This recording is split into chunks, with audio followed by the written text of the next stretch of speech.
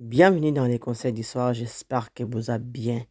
Et merci de vous abonner à la nyonso oyo baza bato asika na chaîne oyo.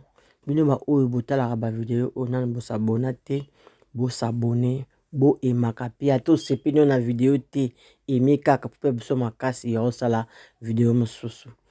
Na ko sala analyse sur ba visa oyo bimi na orchestre ya Fally. Fally a présenté biso ba trophée ni nyonso azala nango na oyo azwaki ya sika na Afrima. Bandeko nakoki okanga motema te makambo Fally asali en tout cas nayebi te soki ba chef ya ba orchestre nyonso ezala ya nzambe ezala ya mokinde tolobaka baza na motema lokola ya Fally. En tout cas mbele bato nyonso bakoma ba musicien, bato nyonso bakoma oyemba yaya. Oke osala molongo na DV loterie te, oke osala molongo na koluka passeport te, ka pozaka camarade ya Fally ozwi visa ya 4 ans, ya 2 ans, ya 3 ans. Taka neti petit Fally. C'est vrai à défendre Fally, mais auti na 0 lelo azozwa visa ya 4 ans. Azwi visa ya 4 ans. En tout cas nzamba pambola Fally. Nzamba pambola ye. Et nzamba sunga ya pesa ye vie munene. Je pense que bato a sungi baroza pe liboka li sungi ya ba famille na bango.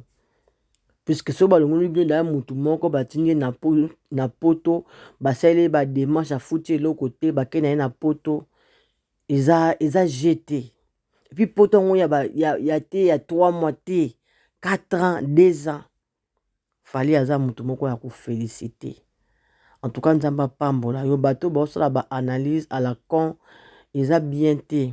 Tant on sali makama malamu to pesa ye courage parce que bandeko ba okende.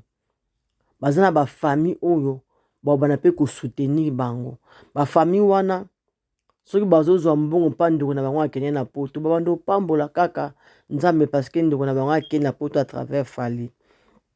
Alors ngai na ko sa analyse na nga pona koloba ete loko oyo ezala jamais toujours mona kutu ba musicien chrétien aokende concert aoya obeta concert na poto atiki ba musicien na ye oyo basalaki care oyo bayembaka nde na pasi atiki bango aye koluka care mosusu na mboka azokende.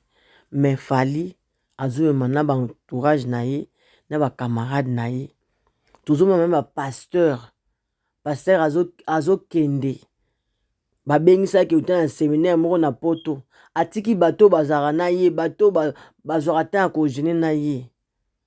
Mais Fally azoprêcher biso na exemple azomema ba camarade na ye azomema entourage na ye. Et puis entourage yango eza te ke ba visa ya 1 année 4 ans 2 ans 3 ans. Nzamba pambola yo. Et puis je pense que ba famille bandeko wana pe baza ya kosepela. Baza kosepela. Donc ngai naye vraiment ko sala vidéo pona koloba ete bino ba o bozo critiquer bosa makambe belé olia ko critiquer Fally bo pesa ye merci bo féliciter ye pour ne loko azo sala a sauver ba famille ebelé. Donc azo sauver ba 54 familles eza jeté. Eza jeté. Et puis ba visa moko pamba te. Ba visa ba 4 ans. Donc nzamba pambola Fally et congolais to luka kotombola la musique na biso. Fally aza légende. Aza légende. Ceux qui ok place boy bazo reconnaître yo grâce à Fally, grâce à ba Kofi, ba musicien mosusu. Alors tout tika makambo yo kitcha ba musicien na biso pe musique na biso. Donc eza analyse ou ngave mona lingaki na sala pona koyebisa ba abonné na nga ke likambo Fally asali eza likamoko ya ko féliciter ye et non ya ko banda ko finga ye. Bonne journée, plein de bonnes choses.